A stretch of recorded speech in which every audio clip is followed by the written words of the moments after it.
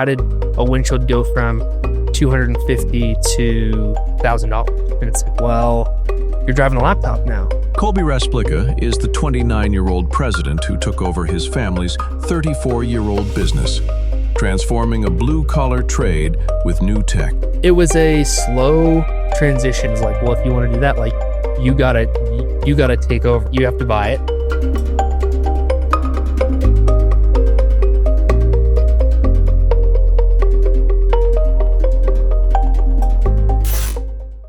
Welcome back to the COS Business Podcast, the #1 podcast in Colorado Springs.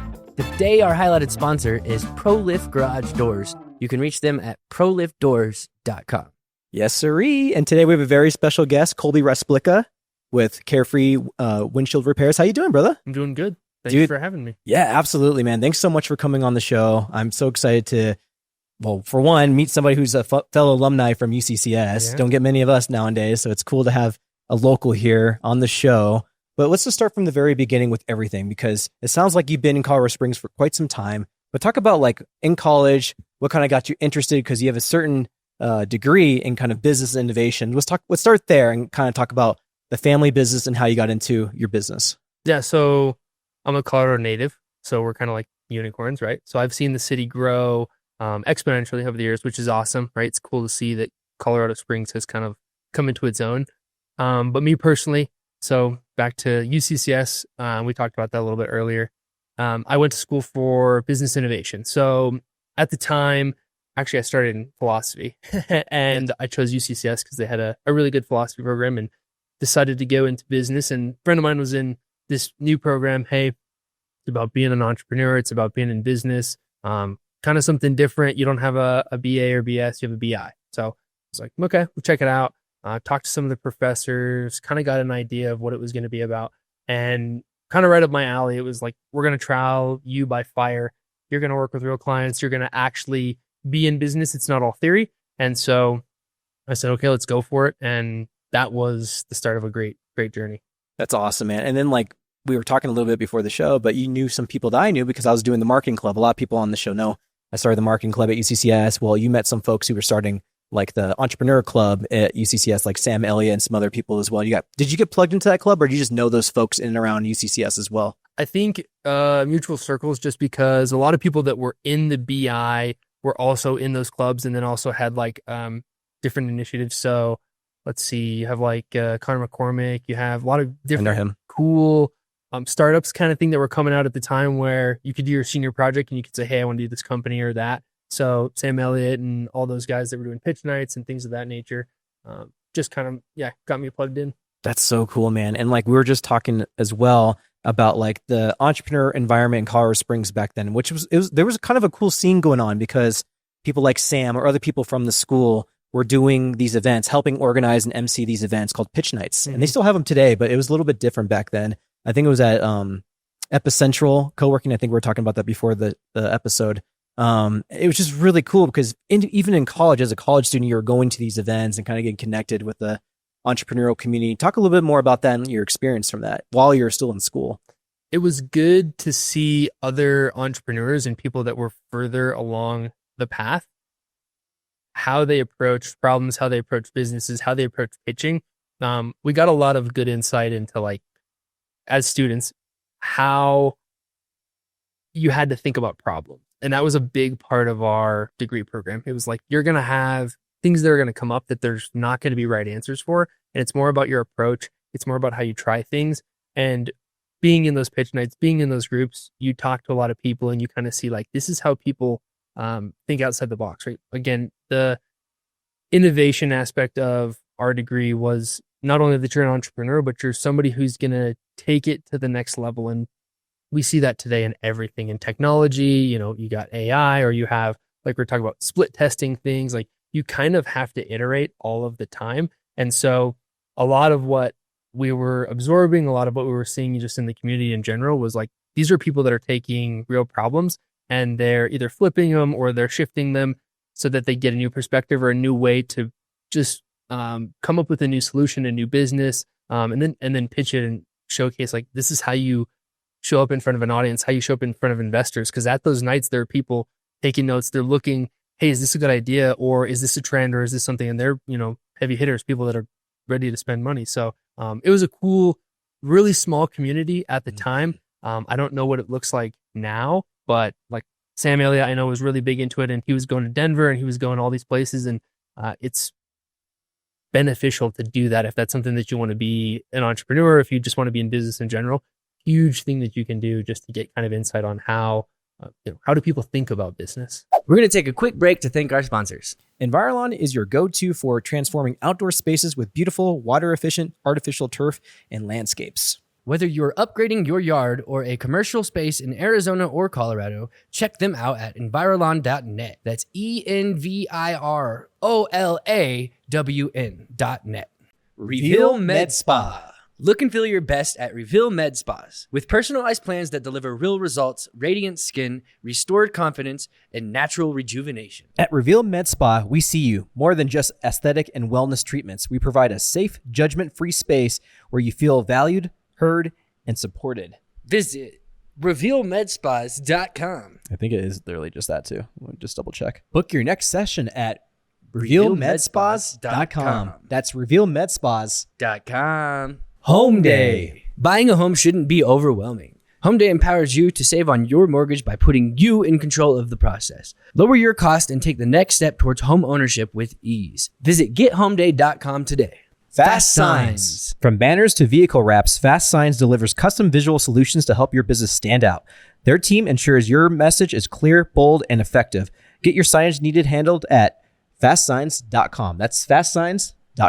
Epic Eyewear. Stylish, affordable, and designed for adventure, Epic Eyewear has the sunglass and eyewear you need to see life more clearly. From the mountains to the beach, protect your eyes with high-quality frames and lenses. Check out their collection at epiceyewear.com. And by the way, Andrew, we do have a special discount, COS BP 15 for 15% off, I believe. Cars Helping Charities. Turn your unused cars into a meaningful contribution with Cars Helping Charities. They make it easy to donate your vehicle to support local causes. One of the local charities that we like to support on behalf of Cars Helping Charities, actually, and part of their sponsorship is Mattersville.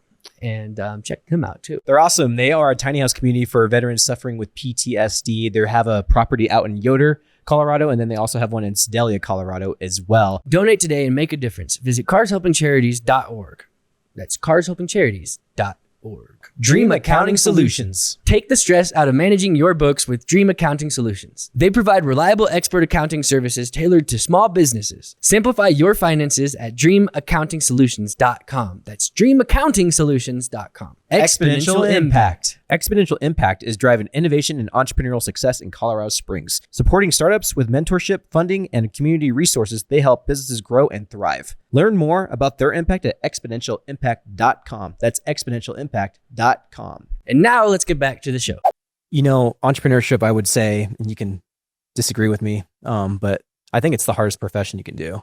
And it takes a lot for someone who want to do something like be an entrepreneur, just because you're problem solving so many things at once. It's like a game of balancing so many different hats, especially at the beginning of business, if you're starting your own, of course. Mm-hmm. What was the urge for you to kind of run yourself into this space, to take on the mantle of your family business? Talk a little bit about that as well. I think there's always been this nature of like entrepreneurship in like our family. So our grandparents have had businesses in different things. And even as kids, it was like, let's go sweep garages and like make some money, or, you know, the lemonade stand kind of example. So we always kind of did little things of that nature. And it wasn't until we got older that you're like, oh, like this is a real thing. It's not so much of a game, but it's still a game that you can kind of become better at. And if you like that aspect, which I really did, then I gravitated towards like, hey, how can I be better? And with the effort that I put in and the practice that I put in, it's gonna, you know, be fruitful to me and to others. That's great. Well, let's talk about the Sto Creative, because that's like one of the more earlier on businesses that you created. Talk a little bit about that, because I think it's kind of a cool little business that you started that not many people probably know just yet about you, but it's really interesting for me because I'm a marketer, so it's definitely something I'm interested in. Okay, so I'll back up, because context to why I went to do that, right? So I actually got out of college and was like, I knew I want to be in a business, right? So I actually worked for Dutch Bros for a little bit. And Dutch Bros at the time had the best option to, you become a franchisee, you can buy in and you're like instantly, Oh, wow. after a couple of years, you work your way up and you can become a franchisee, own a business, and own a piece of land with it. So I was like, this is a great one. After doing tons of research, did that for a little bit. Didn't quite work out because they had changed. They got bought out. Great opportunity, great people. Love Dutch Bros still. Then I was like, I'm going to do something else. So I went and worked actually at a marketing agency. I'm going to learn this trade. This is kind of a new thing. Digital marketing was still kind of up and coming. SEO was just kind of, it was around, but it wasn't as talked about as it is today. So I kind of cut my teeth there, had really good training, had really good knowledge, but what you were compensated with wasn't necessarily what I was looking for. So at that time it was, hey, you know what? I can probably do this. I know lots of other business owners just through my dad having a company. Let's start something on my own, see if I can hack it. So that's where I started the Sto Creative. Me and my buddy were always talking about, like, you want to be stoked on life. Like, that's what you should do. And like, you should have that passion, you should have that fire. Okay, what do we call this thing? So we use the name Stoke and everything. Just to be like, why are we doing this? Let's remind this. And in doing that, that also taught me a lot about the actual business side. Because before I was just doing the client fulfillment. Now I'm doing, okay, how do you do payroll? How do you make sure that you have enough coming in, going out? And so that was kind of the early process of the Sto Creative. Built that up and kind of had a good amount of clients. We were doing websites, we were doing SEO, we were doing paid ads, a little bit of social media, and really got a good idea of like, hey, this is what it takes to run a business. More digital than it is like physical products as we do now. But that was a good kind of starting ground to say, hey, this is what it takes to be in business. And it was a great skill to learn that I could then later leverage in many other things.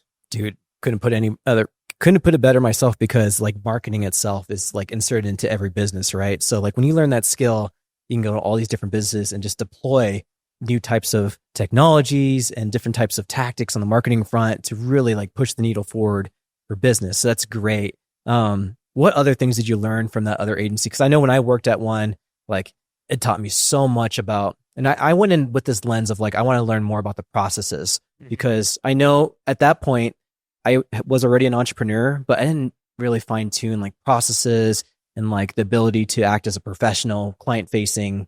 Like it taught me so many different things. Is that kind of what you got from that other agency as well? I learned how, if you want to have a business, you have to have process. And a lot of people will say this, like, if you don't have processes, you don't have a business, you have a hobby. That was a good example, because at the time that I was there, they were old enough that they had developed a ton of process, but it wasn't quite refined. But they had sales, they had fulfillment, they had all the kind of pieces of the puzzle, as well as, hey, this is what you do when you get a client. You onboard them. You do this, you do that, you do this. And it was like, man, there's so many SOPs, which you can have SOP like, overload. But it was really good to be like, hey, how do we take this? How do we teach it to anybody? And they kind of perfected that. And you can kind of see, okay, this is how you run. This is how you build something that you can take somebody, you can put them in, and you can teach them something. But you do have to proceduralize it, and you do have to write it and document it. So being able to see it and see it at scale across sales, marketing, fulfillment, you go, wow, okay, this is what it takes to run something like at an enterprise level and have, 50, 100 employees. And that doesn't happen overnight, but it was a good look behind the glass of what does this take, or what makes something successful, this sort of process or this sort of blueprint.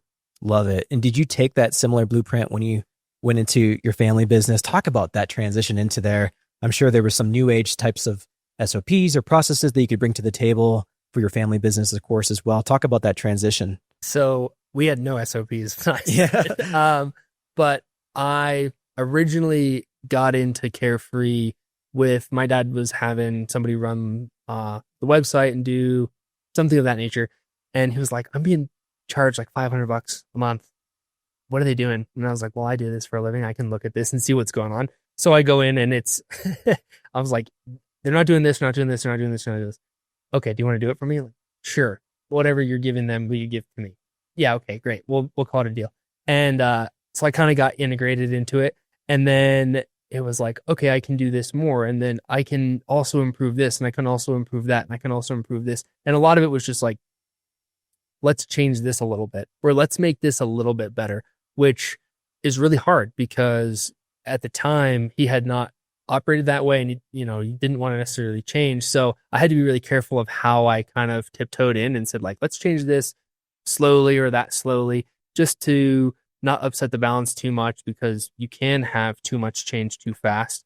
But that was kind of the introduction into it. And then over the time it was, okay, I really like this. I really like taking something and trying to kind of improve it. And I've always done that since I was a kid, in different aspects. I'm like, hey, here's a really big project. It's going to take lots of time. And so ultimately that's what led to being like, let's get involved in this. That's awesome. So did you sit down with like the family? Like, how did that look like when you're finally like, hey, I got a plan, and sit down with dad and family? Like, was there any level of pushback with it, or are they kind of like, okay, like this makes sense for you to become president of this company now, because it sounds like you're well prepared to take this role on? It was a slow transition of, I've done this, truth be told, I did it for so long that I was jaded by it, because I'd done it since I was like 12, right? And so I knew a ton, and I'm like, I don't know if I want to do this every day. And I didn't want to do it that way, right? I was like, I don't want this level of stress, or this level of, I don't want to operate it this way. Like, if I do it, I want to do it this way. And that was kind of a conversation that me and him sat down, and it was over time, because we worked together every single day. And it was like, well, what would it look like if I did this? And he was like, well, if you want to do that, like, you gotta take over it. Like, basically I had to buy it. That was a deal. You want it, you have to buy it. And if you buy it, then you can do what you want. But like, I'll let you do a couple of things here and there. And like, I don't mind this or that. But it was slowly but surely. And it was an opportunity of like, hey, I want to buy a business, and I want to do something that I can build and I can make it better. And he was kind of at the time of,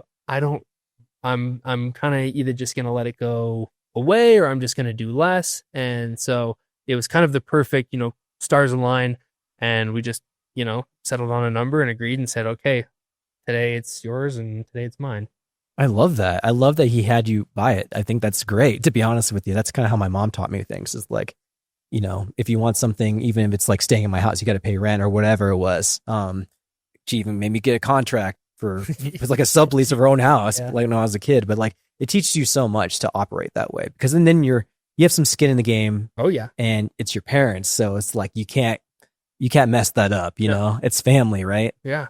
And he was super helpful, right? Like, we transitioned, but he still stayed and helped, and was like, hey, because I was like, how long is this going to take me? You did this 30 years in order to get, all the knowledge of what to do. And he's like, in 6 months, you'll have it figured out. Like, you'll know what you're going to come up with. And that was pretty true to it. And he probably still, like, we still see him at the shop. He still helps. He still does stuff. So he's still around. We'll say he's a consultant, but which we love to have him. He's always a bright face to show up. But now he's gotten able to do more, retired kind of, on the side. But I mean, it's all thanks to him. He built a great foundation, and I was fortunate enough to be able to step into that. And how old are you, by the way? 29. And how old is the business? 32. 30. Right? Yeah, 1991. Yeah. 1991? Yeah. Oh, shoot, it's about to be 34. I'm 34. I'm 91. So you have a business that's older than you that you took over. Yeah. Pretty insane, man. Yeah. Who else is involved in the family? Is there, I know your sister behind the camera has some level of support for it. Like, is it just you guys, or is it, talk about that? Yeah, me and my sister. Without her, I don't have, half the operating procedure, because she does more than, anybody knows.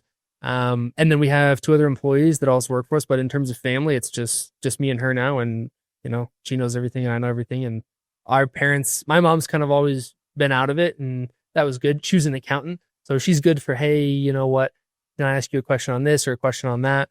But it's never been something that she wanted to be interested in when my dad had it. And we just kind of said, hey, let's keep it this way, but always sound advice if, hey, how do we do this? Or what do you think about that?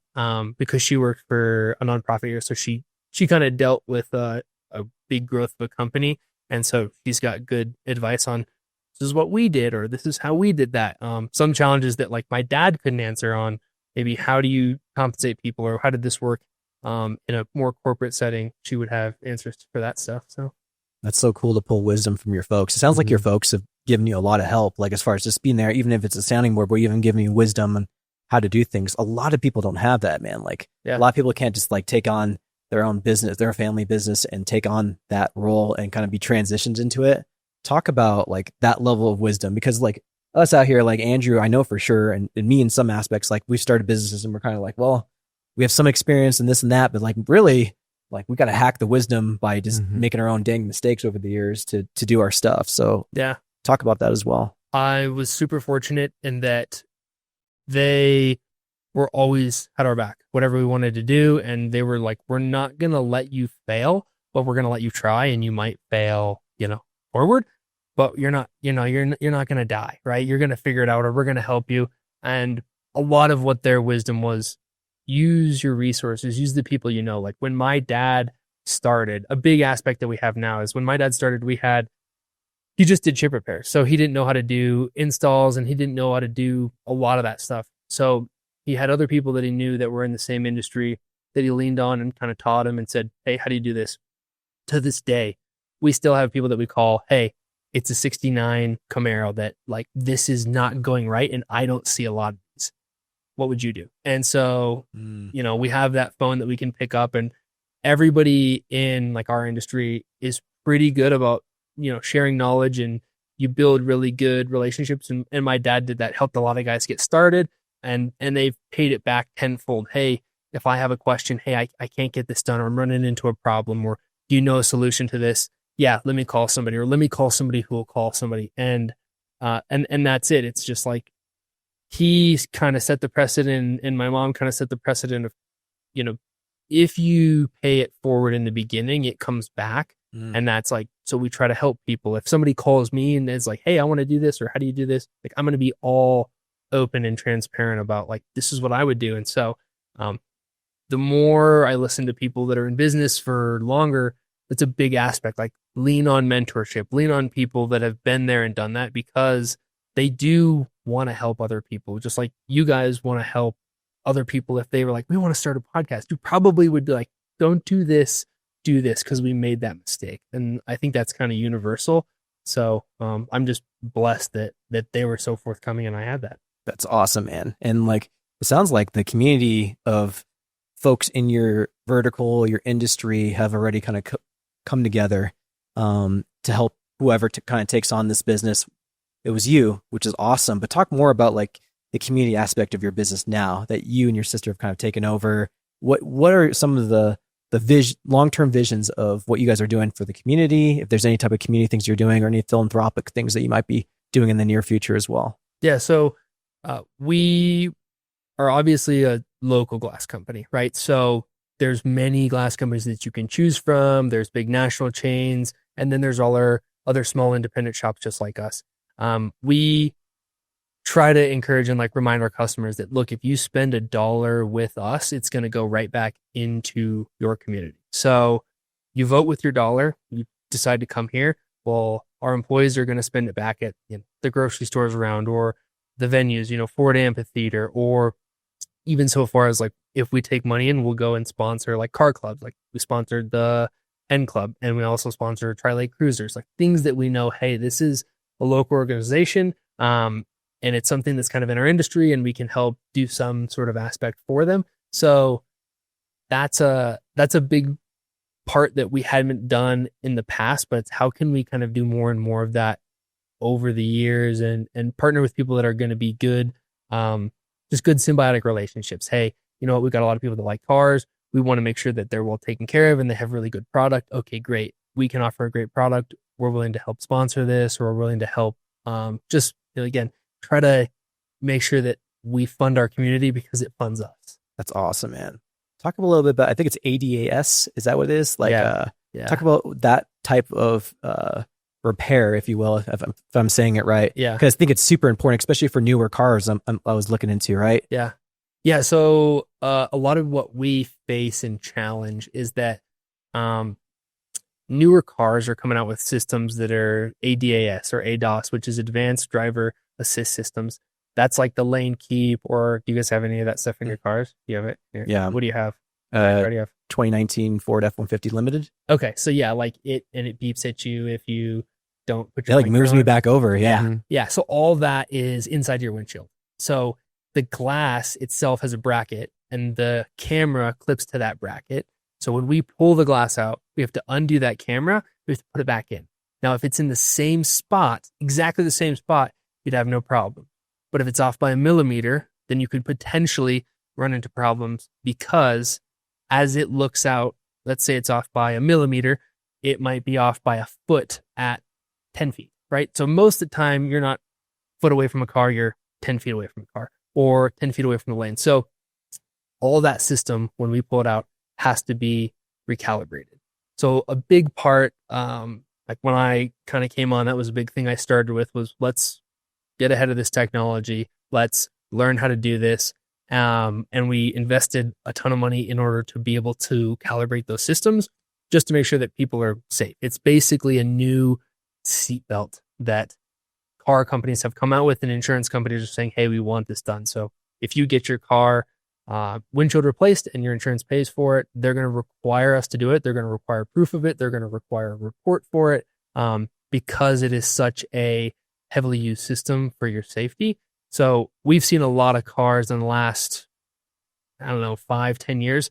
Almost everything, even after like 23, has that system. So people buying new cars, it's great for safety, but the costs have really started to increase. And we see that with our customers going, hey, how did a windshield go from $250 to $1,000? And it's like, well, you're driving a laptop now. So the industry's kind of changed a lot, and not a lot of people kind of know how that works or even understand why, which would, I get why they don't, because they don't have to interact with it all the time. We'd like to take a quick break and thank our sponsors. Pioneer Rodeo. The Pioneer Rodeo is back August 15th through the 17th at Norris Penrose Event Center with 2 nights of rodeo and wild demolition derby finales. Tickets go on sale June 1st. Details at pioneerrodeo.com. Bolton Co. Executive Coaching. Up feels better than stuck. You know that. But in this market, how do you get unstuck and get ahead as an executive? Our guy, JB, is an executive coach at Bolton Co. Coaching, where he believes you don't have to change who you are. You just need an injection of effectiveness and a proven competitive edge roadmap for your way up. Head to boltonco.net. That's boltonco.net. ProLift Garage Doors. ProLift Garage Doors are your locally owned and operated residential and commercial garage door experts. From fast repairs and smooth replacements to routine tune-ups, they keep your doors running like new. Go with the pros at ProLift Garage Doors. Visit proliftdoors.com to learn more. Be Our Guest Getaways. Be Our Guest Getaways specializes in Disney cruise resort and theme park vacations. Planning a Disney vacation can be stressful. Let Be Our Guest Getaways provide you with concierge-level service for free. Learn more at beourguestgetaways.com. That's beourguestgetaways.com. Planet Duct. Planet Duct is the #1 choice for professional air duct cleaning in Colorado Springs and Southern Colorado. With state-of-the-art equipment and top-tier service, they make sure the air in your home or business is clean and allergen-free. Breathe easier with Planet Duct. Learn more at planetduct.com. Awesome Home Services. Awesome Home Services delivers top-notch HVAC solutions for your home. Whether you need heating, cooling, or system maintenance, they ensure your comfort year-round. Visit awesomeservice.com for your HVAC needs. That's awesomeservice.com. Proud American Electrical and Solar. Give Proud American Electrical and Solar a call today for all your electrical and solar needs. They are locally owned and operated business right here in Colorado Springs. If you're looking for information on solar, this is the company you will want to call. Check out their website at proudamericansolar.com. Use promo code COS Business for a 5% discount today. Pinnacle Advanced Primary Care. Pinnacle Advanced Primary Care offers affordable, accessible healthcare with a focus on you. They provide exceptional primary care without the hassle of insurance barriers. Experience a patient-centered approach. Learn more at pinnacleapc.com. And now let's get back to the show. Now that you talk about that and the windshields itself, it just makes a lot of sense. And I mean, it sounds like you kind of came more involved in 2021, which we all know the special C word was going on during that time, COVID. And supply chains, I'm sure, affected your guys' industry in some way, shape, or form. I'm sure it still does. Talk about like a lot of the issues that you've had to kind of go through post-COVID with your business through sourcing and trends, if any at all, that you might have gone through? A lot of our glass comes overseas, and that's just normal. That's where most of it is made. There's some plants in Ohio that it comes, but by and large, it's made overseas. So when COVID was happening, there was a lot of ships that were getting stuck at port. All this stuff comes in container. So we were seeing delays on things where, hey, we're this far out, or we can't get it done. If somebody needed it for, let's say, an inspection, like sometimes we have to say, hey, here's a pricier option that you have to get because that's what's available. And unfortunately, we can't dictate the price of glass. So it's a commodities market. So whenever they deliver let's say a container to the US, they then set the price and say, this is what each piece is going to be. Well, if they deliver 10 containers, then the price is low. If they deliver one container, the price is high. So some people are like, how is the quote? How can it change? And we still experience this even with talk of tariff and anything political climate. Warehouses typically get ahead of it. Suppliers try to typically get ahead of it. And so from one week to the next, you can see $5, $10 increases, sometimes more, or even just, hey, I cannot find this part. It's not here yet. It's on back order. And there's a lot of stuff that's that way where Land Rover at one point, we can't get these. We have to special order them. And if it's a lottery, we put an order in and they decide to fulfill for us, great. Then we can put it in the customer's car. But that doesn't change that customers need them. It's nuts. So you source all those windshields for any car that kind of comes in the door for you guys? Yes. Holy cow. Yeah. It's like thousands and thousands of parts.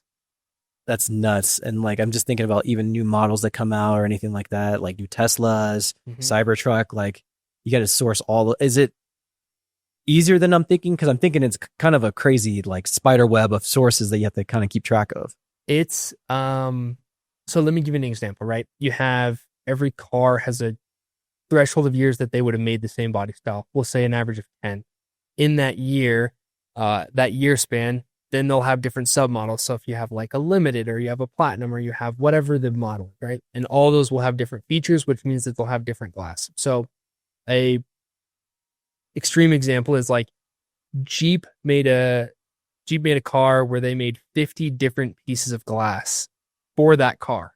So we get your VIN and then we have to sort through 50 different pieces of glass, whether it has heads-up display, a rain sensor, humidity sensor, all these kind of things, right? So that's already a logistic challenge if somebody doesn't have their information. So we kind of figured out a way to get ahead of that. But then we have to hope that there's a supplier locally who has that. If not, we have to try to transfer it and have it here on time. And then it has to be right and not have any defects, and it is glass.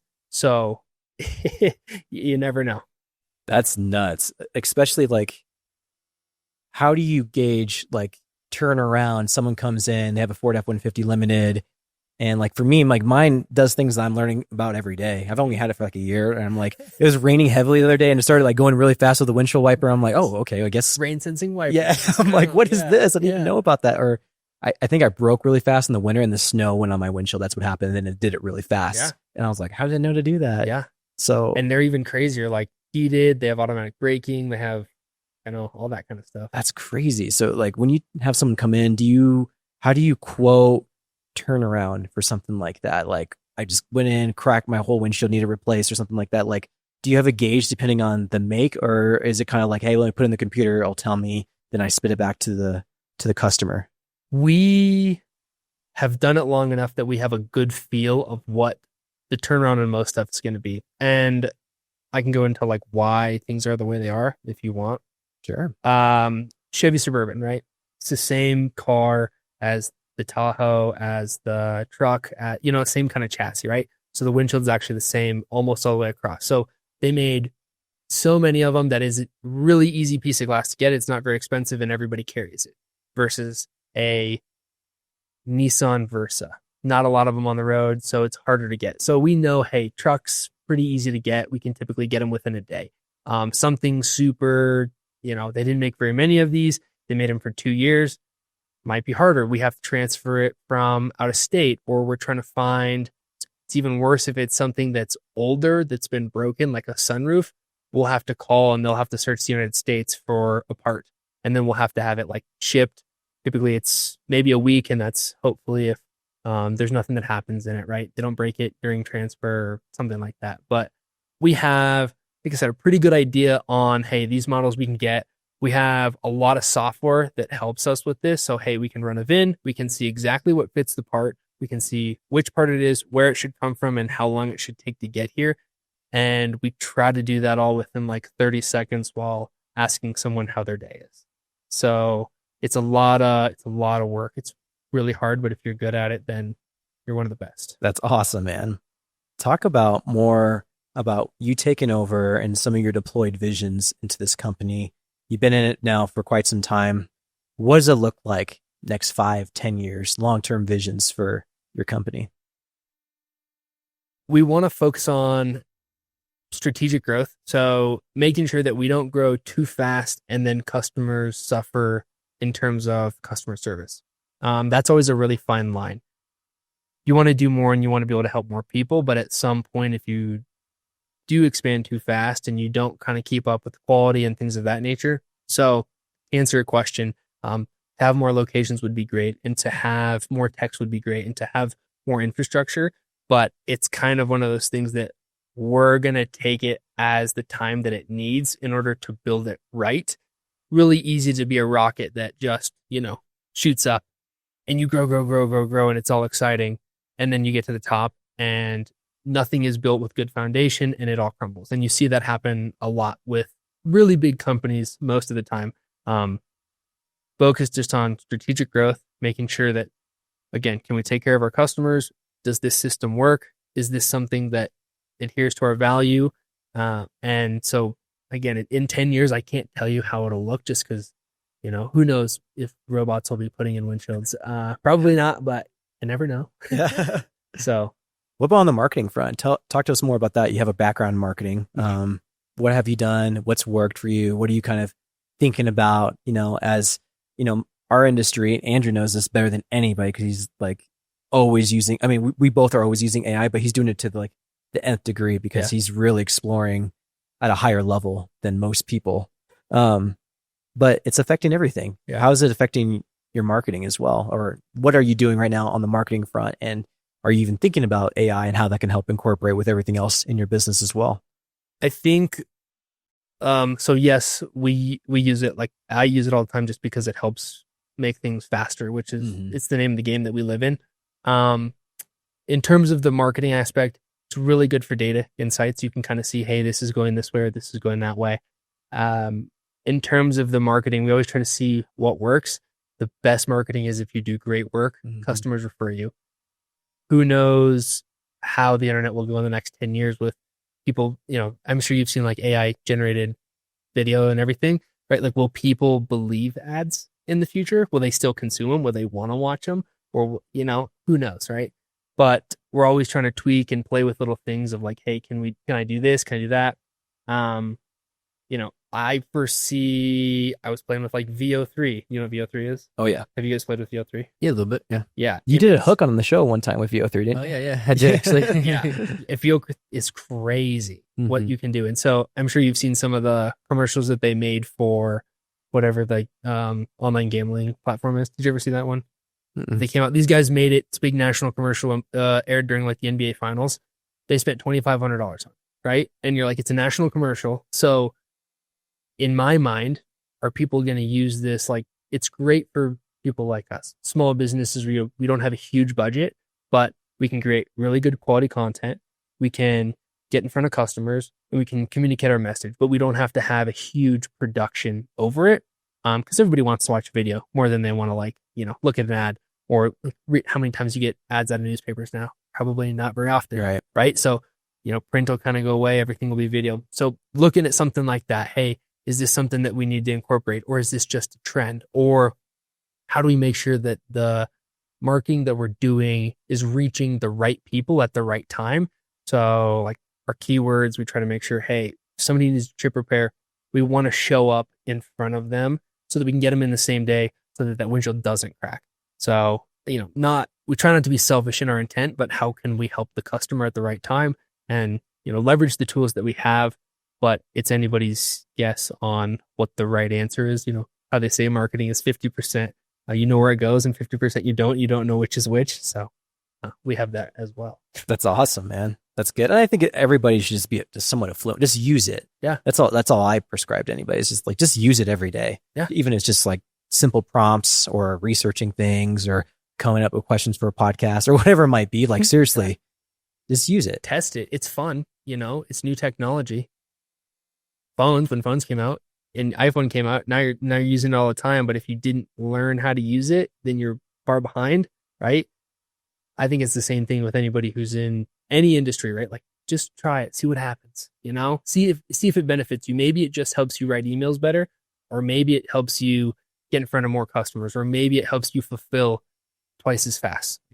You never know. So I'm always trying to look at kind of what's the next thing that's going to be disruptive. Obviously, it's probably AI. For us, we're a service business, so a lot of ours can't be totally relied on it.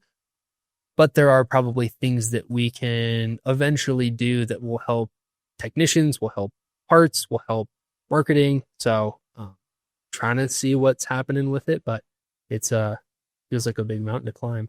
Yeah, like imagine if you had like just tech, not even AI, just like tech innovations, like someone that was able to engineer, like I wouldn't say it's a 3D printer, but like something that could make every model of every glass you ever need, just one machine that can you put in the pellets of glass that you need, and then it will make that model. You won't have to source it. You just make it in-house. Like, that'd be pretty I don't know what engineering things need to happen, because obviously it hasn't happened yet. Yeah. And maybe it's impossible, but like I could imagine like ways that tech could innovate your business, just creative ideas. Yeah. And that's the thing is like, there's probably something we haven't thought of that we're going to be able to do, which is cool. Like a lot of what we maybe quote people faster. That's always a pain point that we face, right? People want it kind of instantly. You have the Amazon lifestyle, right? Right. Instant gratification. So, okay, we got to keep up with that. Well, do we use this technology to do that thing? Or so far as like, if in the future, you can build a piece of glass right there. Nobody has to wait for it. Great. This helps customers. This helps everybody.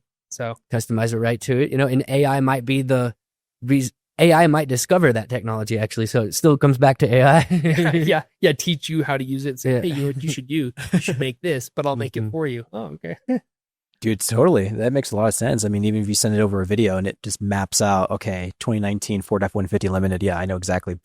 I just found it in Singapore for 30% less than you'd get it from your main source. Boom, shipped here Wednesday, like instantly. It's just insane. Like the possibilities. I mean, every day I'm always discovering new things of like, oh my gosh, this is going to change.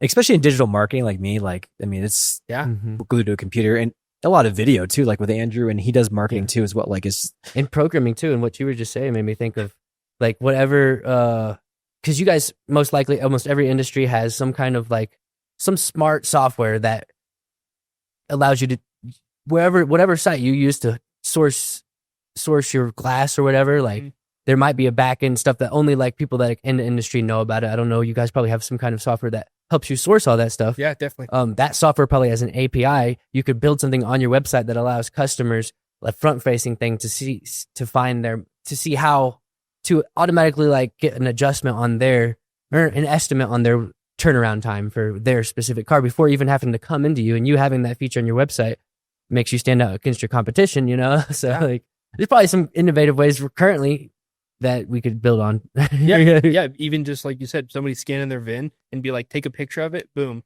text your price. This is what it costs. And it's going to look at where's these warehouses. It's going to map all the logistics. You push go, it's going to order it. Like to build it, it's like a lot of work. It's fun. I've been doing a lot of that kind of stuff for a company right now, for their cannabis company. So they have a back end for all their products and stuff, and a wholesale system where dispensaries can buy and wholesale from them, because they're not a dispensary but they sell the products. Yeah. So like just building in features on their website that are similar to that has been a blast. And I'm using AI to build it too. And you can use like a lot of just like vibe coding, vibe coding is. So like there's a lot of stuff that like if I can't figure out like writing scripts in like Google Sheets. Hey, we want to make sure ordering is a little bit easier.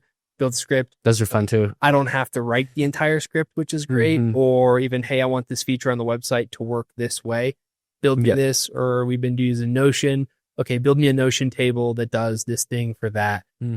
I love building that stuff. I think it's so much fun. Yeah, nerd out on it. I do too. I think it's cool. It's like, it's automation, right? So yeah, it's fun for sure. It's the sky's the limit. Then you look at, wow, people are building some crazy stuff with the technology. But if you've seen like Base 44, you know what that is? I don't think so. You can build mock-ups of like platforms. So if you wanted like CRM platform, you wanted to do it, you basically prompt code it and then it builds it. And then it builds the, in theory, the infrastructure behind it. But again, like that was not available like 3 years ago. But now you have an idea and you're like, I want to build this thing that does this for this customer. Great. Do it. You know what I mean? Or you can help somebody who's maybe like my dad who's retiring and he's like, I don't really want to do this or I want to make this easier. Great. You can build that now just prompting something. And I think you have to have a conceptual level of like what's going on. It helps at least. The more you know, the better, the more you can do actually. So like if you don't know anything, you might run into more issues. But if you know more, you can bypass those issues. Or if you play with vibe coding as a skill, like you can find out ways to work with it better than like, it's interesting. Yeah. You just have to, you got to practice, right? Like anything else. I think it's a skill for sure. Yeah. It's definitely a skill. We made this in practice like literally like 24 hours ago because I use GenSpark.ai. That's a good one too with Notion. But I like built our website for our podcast. I was like, we have a kind of a placeholder one. Let's build one that's a little bit more user friendly that has some of the more useful tools that we need, like for sponsors or guests and things like that. And I got like 90% there, and I hit like a hiccup, and I'm like, Andrew, I don't know what the heck's going on here. I build websites, but I don't know. I've never built like custom websites like this. Yeah. And boom, he took care of it like within a matter of minutes. He took longer just like inputting like our image of our photo of our own pictures than like to bring that website live. Well, to get all the buttons to work, and actually we have an API call to the YouTube data API. So it's like a dashboard on our website that shows how many subscribers we have, how many views we have, and it updates automatically. You can hit refresh on it too to update it. It's pretty cool. And that's like super useful because you can see, hey, is this thing doing like, did you ever use Google Optimize? Now it's like, I think Looker Studio. Yeah. Yeah. And like that was a huge thing that we used for like reporting, and we would do reports on it. And I still use it to like see, hey, did this work or did that work? But now that's even more like, hey, do you want me to tell you what this data tells you? And you're like, sure. Like the AI is going to tell you that, and as long as you can set it all up. So, and I made all the buttons shiny and stuff. And so hover over elements. I engineered a button for this other website I was working in. I just took that same concept, actually working in Cursor. Cursor actually is a memory of what I like. So it actually put some of those concepts into our website actually that I've been building with this other website. That's cool. And so it's actually really cool because it still took me a long time to build it actually, because actually what I did was instead of like what he had built, because he had like a mock-up website with like a fake link, but it had like all the HTML on it. So all I did was just copy the HTML, put it in the Cursor and say, copy these styles and let's rebuild every function and then turn it into a theme so that we can just easily install it into WordPress. And so I think that's the issue you're having, but I had to go back and rebuild each little piece, like I had to go back and create all the little things. And it took a lot longer than what I anticipated. It was like 3 or 4 hours it's actually. Debugging stuff. You're like, I have the idea and you build it. And then I wanted to make it work. And then it's like, it doesn't work. Yeah. Why doesn't it work? And then I'm like, I don't know what I'm looking at. I'm, looking on GitHub. Why is this, exactly do this? I'm like, this looks way different than what I have. Yeah.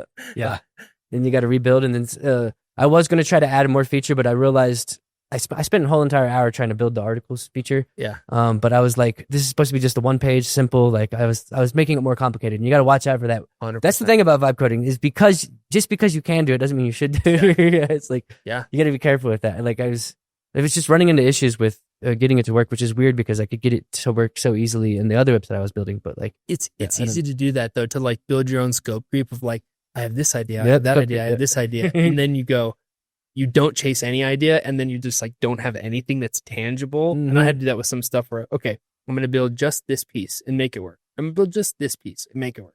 Okay, I'm going to build this piece versus like, okay, I want to do this all at the same time, and it doesn't quite know what you're asking, which is fair because you're like all over the place and you're probably freaking it out. But that was the best solution of like, okay, build it, make it work, make it super simple. Don't complicate it. Then start adding little features, then start adding little things. But that was a lesson learned. Yeah, getting the functions to work is important over the colors and the features. But what's cool about vibe coding is it allows you to add those things very simply. Exactly. At the beginning, like very easily. Yeah. So it's really cool. Yeah. Yeah. Once you have the function, you're like, okay, so change the button this way. Okay. Great. Yeah. Yeah. I've built some really cool applications over the last year.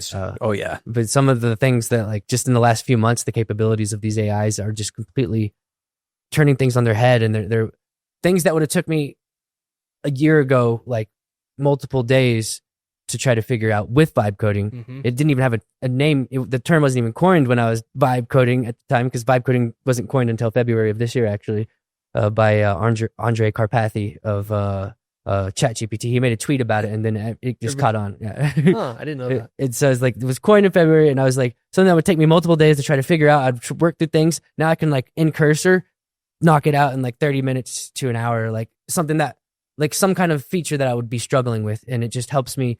And what's cool is I'm making sure I'm sitting there and I'm reading it as it's reasoning so that I can understand what it's doing in the future. Cause that helps me if something breaks, it's like, oh, I know because it did this thing, so block this system out. Tell me what this does. Block this system out. Mhm. Yeah. I think that's one of those things like probably going to be more of a skill that is underrated, but is going to be super advantageous. Mhm. Like digital marketing kind of felt that way, right? Right. Okay.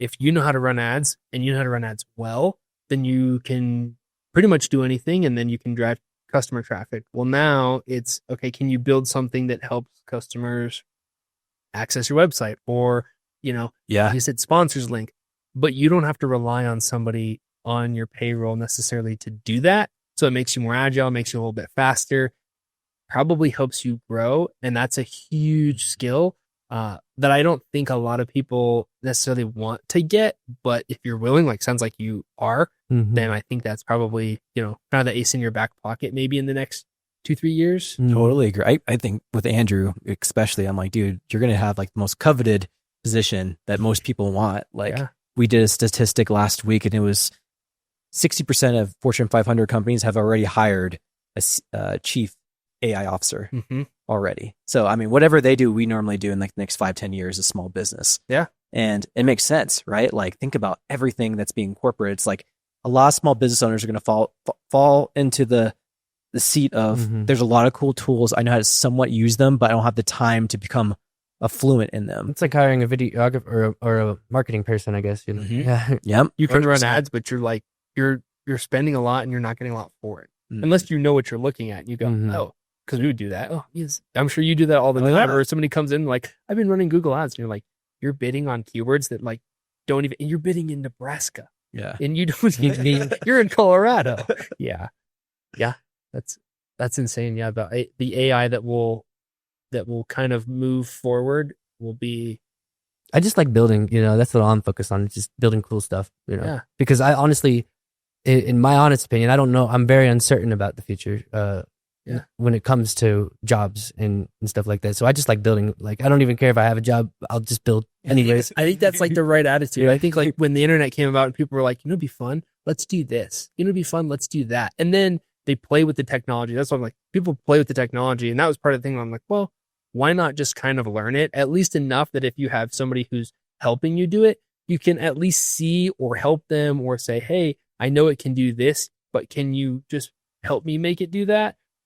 Then you have, some sort of understanding. Yeah, some sort of understanding with it. And that was probably the internet in 2000. And people were like, nobody's ever going to use websites. And now everything is a website. And I don't think we've seen what like AI's final form is. I think it's probably so early, but we probably don't have a good concept of what it's going to help us do. But it's definitely, I don't think it's something that's going to go away. It doesn't feel like, it feels too powerful to not be taken advantage of. Oh, yeah. Just for business or small business, like probably do something with it. At least get somebody to navigate it a little bit for you.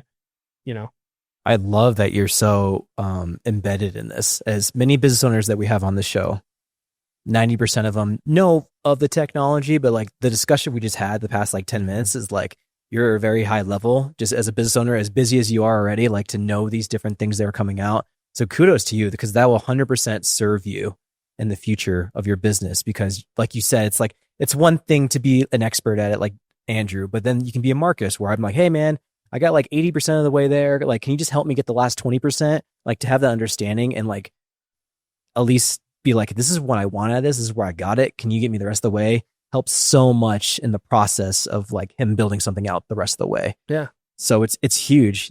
I appreciate that. That's a nice compliment. Yeah. And I think that's probably why you maybe work well together. Like if you like to build stuff, which I'm probably similar in that I'm like, I love to put the technology and I love to build the thing, which sometimes is distracting you of like getting things done. Absolutely. It's the perfect amount of procrastination. But I mean, that's probably a great, marriage of like, hey, I have an idea. I got it here. Can you push it past the finish line? And, that's an asset in itself. But having, again, the mindset of I want to build something or I want to try this or let's use that. I think that's the biggest thing that, I've learned is like, how do you have that growth mindset? You graduate college, how do you keep getting educated? Right? Because like the world doesn't stop changing. They don't stop writing textbooks. Well, you got to learn new things and you kind of have to want that. And that's hard as you get older because you have less time, you have more responsibilities. You're like, do I want to put in a little bit extra effort? But it's always worth it. It's fun. Like I'll play with it a little bit after work or something, or I'll try something, maybe personal, maybe work, but it's always kind of lights me up a little bit to like, okay, I did figure this out. Okay, I can do this, or I can learn something new. And I think keeping that attitude is good. Sounds like you guys have it. Do you think that higher education served you in your career today? And what I mean by that is like, so I went to college for 3 years and I always wanted to be an entrepreneur, but like I was disenchanted after 3 years, and then I left for a year, took a year off, came back with a whole nother mindset of like, I want to learn how to learn, think critically. And then I also want to make a lot of great connections with people. And with that mindset coming back, like I had the best experience that second stint at UCCS. Do you think it served you in higher education, like being in higher education? I do think it served me. I did not want to go to college. I was not interested in it because I didn't see the value in it. My grandfather had his PhD, and I asked him like, hey, I wanted to get a PhD, just like it's the highest level of achievement you can get kind of thing. And he was like, no, it's like, why? If you want to learn things, it's not necessarily the best route unless you know exactly what you want to learn and somebody's going to teach you. Now, you're a doctor. Yes, I want doctors to go to school because there's a lot. You're a nurse or you're something in law, or I think it depends, and it doesn't have to be university. It could be a trade. It could be something like all the time you're learning, you're always going to need education. So higher level of education in today's world may mean something in 5 years where, hey, here's a really specialized course that you can take from Google on AI prompting, right? Like that could technically be higher education, super valuable, only if you know why you're doing it and what you're doing it for. When I went in, I didn't necessarily know that. As I got through it, I did start to understand and see the value. And that was a big thing when I was in the middle of college of like, this is so boring, or this is so hard, or like, why am I here? What is this for? And my dad would say like, you're learning how to learn. It's not about the things you're learning, but you're learning how to learn. And it is exactly that. Okay, if I want to get good at this skill, I'm going to have to research this topic. I'm going to have to understand who knows a lot about it. I'm going to have to find out what they've put out about that topic. And then if I can teach that topic to somebody else, I've technically learned. And if you imprint that into whatever it is you want to do, then you've gotten the value out of the education, which I did ultimately, but it was hard to see that at the beginning. That's a great answer. I think that's very true. Beyond Carefree Windshield Repair, what's Colby's long-term vision for his career? I think I want to help other people that are in maybe the same spot my dad was, maybe the same spot I'm in the future, leverage either technology or connections or systems to build what they want, give them the freedom, and also provide them the life and provide their employees the freedom or the, pay that they can afford. We dealt with so many small businesses and seeing how they operate and the constraints you have when you go up against really big corporations or you go up against a lot of competition, or you're a restaurant or thin margins, things of that nature. There's a lot of people that just maybe don't have a good foundation of like, if I did this, it would be better than doing that. The only way that I figured out I probably could do that is if I went through it myself. And so it'd be great to be able to help somebody out in 5 years that's like, I'm at this point, and I would say, think about this, focus on that, do this. Because I could give back, and that's ultimately rewarding, than just, okay, great, you built this really big thing, and like, what's it all for? So I think I try to remember, like, why am I learning this thing? Why am I trying to make the business better? Why am I trying to help customers? I'm trying to teach myself to teach somebody else, to maybe make their burden less, or maybe just, again, like, put a better impact on the world, leave it a little bit better than you found it. Love it, man. As you kind of grow and get more success, I never thought this was true, but it is. It really is that you get detractors. You get people who you thought would not cast stones at you behind your back, but do. And I think that's like a tough lesson to learn as you kind of garner more and more success. And it just teaches you like the resilience you need to kind of stand in the arena. Like one of my favorite. The man in the arena. Yeah, that's one of my favorites. I hold that very true because that's happened to me so many times. Is there any times in your life where you've had detractors or, I guess, adversity from other people seeing you have a level of success? Can be through your business or anything in life. Have you had that kind of adversity yet? I think you always face it on some level, because it's hard for people to watch other people succeed, and not everybody, right? Like I have so many people that are cheering and want to help and are all in, but it's important to know who's in your corner and know who's not in your corner. And sometimes that's your family, sometimes that's your friends, sometimes that's colleagues or people that you thought were. That's a hard lesson to learn, like to know, hey, I like this person, or I've grown accustomed to this person, or I've learned, I grew up with them or whatever have you.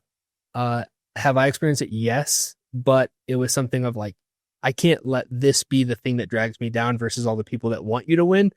And it's hard to silence those voices, even in your head of like somebody says something and you go, is that true? Is this, the doubt maybe builds in your head of like, is this worth it? Or do I deserve this? Or, so, yeah, I think everybody faces that at some level. And as soon as you start to get any level of success, you'll have people that don't necessarily start rooting for you, but that's the nature of the game. If you have fans, sometimes they boo. It's a great point. You're only 29. You're closing up on your 20s. I don't want to tell you that just yet because I don't know if you're freaking out just yet. I have like my birthday's in a couple of weeks. Yeah. Oh, in a couple of weeks. I'm close. I know. I'm just cresting the hill. Yeah. Well, I mean, you've learned so much. I mean, you're so wise for being so young. So that's something I definitely got to give you kudos for. But as you kind of close out your 20s and look onto your 30s, like, is there anything major you want to accomplish in that decade that you want to put as a milestone specifically for that decade? That's a good question. I don't know. It's hard to just be like, this is the thing that I want, because getting something doesn't necessarily, you don't get the fulfillment out of it. Like I want to make sure that I'm in my 30s, not becoming an old man mentally, which is something that I've had like a hard time. Like, how do you not be stressed out? How do you not, the saddest thing is an old man that's 26, right? Mm-hmm. And he's beaten down and he's, body still works, but he's just grumpy and mad at the world and all that. And it's hard being an entrepreneur. It's hard running a business. There's a lot of stress. There's a lot of things that don't go your way. I want to make sure that in my 30s, I think that could creep up faster. And I start to see that with people that are my age or other business owners, that you get jaded. But I think that's something I want to look forward to not being, and focusing on growing and just remembering like, this is a game, it's a project. It's something I took on. It's not life or death. It's just, it's an adventure, and sometimes adventures are fun, and sometimes, you're at the top of the mountain, it starts raining on you and you just have to take it in. So I think it's a good mentality. I think that my 20s, definitely I was doing all things that not necessarily were beneficial to my career. A lot were, but like I've loved my decade of my 30s so far. I think it's been very fruitful and very like I've been able to pull little nuggets from my 20s that I learned and like jump over that obstacle instead of running into it like I did in my 20s. And that's been really fruitful. It's like, okay, yeah, I know to go around that one, I've really enjoyed it. I feel like there's a level of like excelling in things that if you're not learning from something and you're just hitting the same thing over and over again, like you're not learning, right? You're just hitting the same thing over and over again. So like the wisdom garnered from that decade has been so important, and it's made this decade so much better. Just a heads up, just kind of giving you a little Do you glimpse. think you had more focus In my 30s? Yeah. Oh yeah. You know why? Why? I stopped drinking. Oh really? Yeah. Yeah. And it wasn't like I was drinking too much, but like I was drinking like once or twice a week. And it's like just my mindset 24/7. Like I feel like a lot of folks, and it doesn't matter in like just 9-to-5 jobs, even entrepreneurs, like they kind of tune out Saturday and Sunday if they work like a normal 9-to-5 type of work hours. But for me now, I wake up always on. I'm always like Ready when I to wake go. up. Mm-hmm. And I didn't never have any effects of like hangovers or anything like that, but I definitely had a fogginess, and like I hated that. Like I hated that about like just being foggy for 2 days because I had a couple old fashions. Mm-hmm. And now I wake up and I'm like, I'm on and I'm focused and I'm aligned with what I want to do all the time. So that was definitely, and it's only been about 2 years, and I was 32 when I quit, so I'm 34 now. Yeah. That's huge. I got in a long-term relationship that helped a lot too. Just kind of align what I want out of my life and my values. So those two things, helped a lot. And just like focusing on my health, like exercise early on, like huge, man, Yeah. huge. So I've loved it. It's been great. And if any advice I can give you is just like, do whatever works for you to help you stay focused with what you really want out of life. And you can enjoy the times of doing whatever you want. Doesn't mean stop drinking or anything like that, but it just means, whatever your visions are in life, just make sure that like you're moving towards them a little bit every day, and it also enjoy yourself along the way. That's all I can say. That's the balance, right? It's like, how do you have fun and make sure that you stay on track? Because it's really easy. I don't know if you ever it'd be really easy to get really regimented, and then you're like, oh my gosh, I'm a robot. Yeah. I'm not being fun. But it is, if you like what you do and you're passionate about where you're going, then it's easy to be like, I don't care for these things. I don't care for those things. I do care about these things. I'm going to eat healthy. I'm not going to drink. I'm going to work out. I'm going to do, journal or whatever it is that you decide that's the beneficial things. And you're right. Like you feel really good. I ended up quitting drinking when I was like 23 for a year, and it was great. You have a ton of focus. In your 20s. Yeah, it was a hard challenge. I had to that was getting naysayers like, really, you're going to quit drinking when you're 23? Well, but again, a good challenge, and to be focused. I'm looking forward to that in my 30s, to be like, hey, I'm going to slow down a little bit more of like, being rambunctious, or, you stay out a little bit too late, or you can kind of get away with that stuff when you're in your 20s. But then, like, why not crush it, right? Like, why not see how bad or how big you can build something, and just like shoot for the moon, right? Like, that's all you can ask for in life. I love that mentality. And like, I still go out with my friends. I actually forget I'm not drinking with them. I think they do too at a certain point. We're just hanging out, and like, I'm like, oh, why are they acting? Oh, because they've been drinking or whatever. Like, Yeah. I forget that like they're doing something and I'm not at some point. I think they do too a little bit. So Yeah. And you don't have to, right? Like, that's not important to hang out with people. It's not the only thing that it's, Yeah. right? Like, it's just like, I'm here to hang out with people. It's maybe something that people do, but yeah, that's good. Good for you.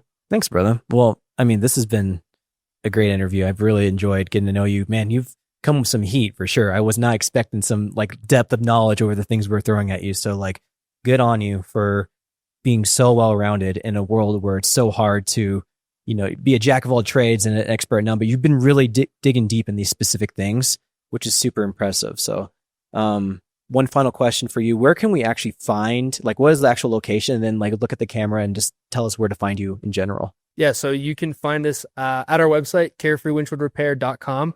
You can find us on social media, typically at Carefree Windshield Repair. And then you can also just find us here in the Springs off of South Tejon, 1501 South Tejon. Come see us, say hi, get an otter pop, and come get a chip repair if you need one, because that's a big thing in Colorado. But yeah. All right. This has been a great episode. So we'll see you guys on the next one.